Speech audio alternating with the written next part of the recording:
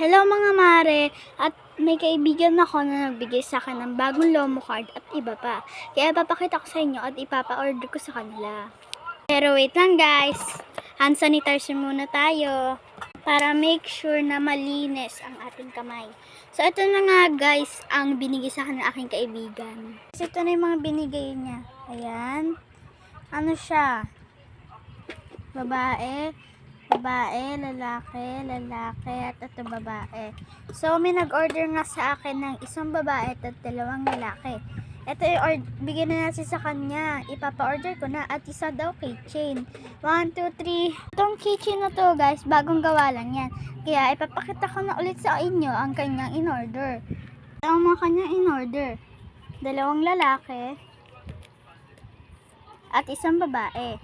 At ito ang keychain. Bye!